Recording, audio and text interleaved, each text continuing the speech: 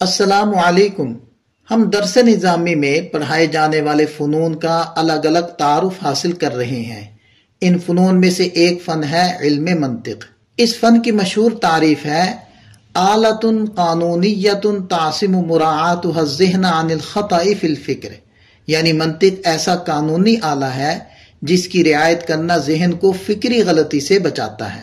منطق لفظ نطق کا مصدر میمی ہے جس کا معنی ہے گفتگو کرنا، کیونکہ یہ علم ظاہری اور باطنی نطق میں نکھار پیدا کرتا ہے، اس لیے اسے منطق کہتے ہیں۔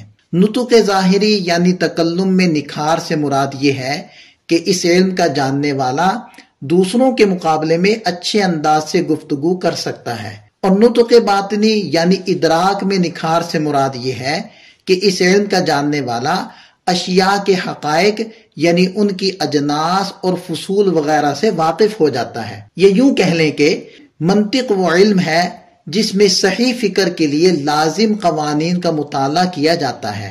جب ہم کسی مسئلے یا دعوے کو ثابت کرنے کے لیے استدلال پیش کرتے ہیں تو اس کے متعلق غور و فکر کرتے ہیں، اور منطق کا تعلق غور و فکر سے ہے، یعنی منطق کا موضوع غور و فکر ہے۔ علم منطق دراصل صحیح سوچنے اور درست دلیل قائم کرنے کا علم ہے۔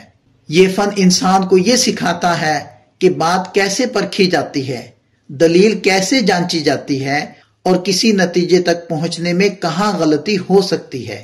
یوں کہیے کہ منطق ذہن کو غلط فہمیوں، جلد بازی اور فکری مغالطوں سے بچانے کا ایک محفوظ راستہ ہے۔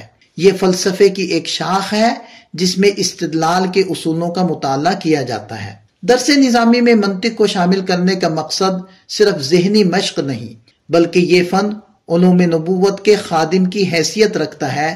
اس کی اغراض درج ذیل ہیں۔ پہلی غرض درست فہم دین کا آلہ۔ قرآن، حدیث، اصول فقہ اور علم کلام جیسے علوم میں بے شمار باریکیاں ہیں۔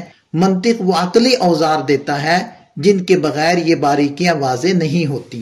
دوسری غرض اکابر کی کتب تک رسائی۔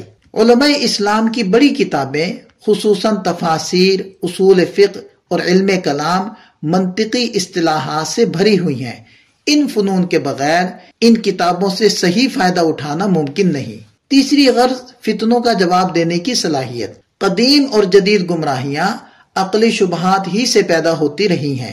منطق وہ فن ہے جس سے بے بنیاد نظریات کی کمزوریاں کھلتی ہیں اور اسلام کی حقانیت دلائل کے ساتھ واضح ہوتی ہے۔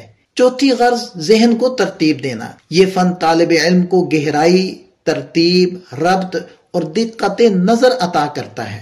سوچنے کا سلیقہ پیدا ہو جاتا ہے اور عقلی مسائل آسان ہو جاتے ہیں۔ علم منطق کے بنیادی فوائد کیا ہیں؟ پہلا فائدہ فکری حفاظت۔ منطق انسان کو یہ طاقت دیتی ہے کہ وہ غلط دلیل کو پہچان سکے، دھوکے والے استدلال کو پکڑ سکے اور اپنا نقطۂ نظر مضبوط بنیاد پر قائم رکھ سکے۔ دوسرا فائدہ مشکل علوم پر قدرت۔ جو شخص منطق کو سمجھ لیتا ہے اس کے لیے ریاضیات، طبیعیات، اصول فقہ، علم کلام، تفسیر اور دیگر علوم آسان ہو جاتے ہیں۔ تیسرا فائدہ اسلام کا علمی دفاع۔ جدید لادینی نظریات، فلسفیانہ اعتراضات اور عقلی شبہات کا جواب اسی وقت ممکن ہے جب ذہن منطقی اصولوں پر تربیت یافتہ ہو۔ چوتھا فائدہ سوچنے کی صلاحیت میں نکھار۔ منطق ظاہری گفتگو میں بھی ترتیب پیدا کرتی ہے اور باطنی ادراک میں بھی صفائی، یعنی بات بھی سلجھی ہو، سوچ بھی گہری اور دلیل بھی مضبوط ہو۔ ملتے ہیں ایک مزید فن کے تعارف کے ساتھ۔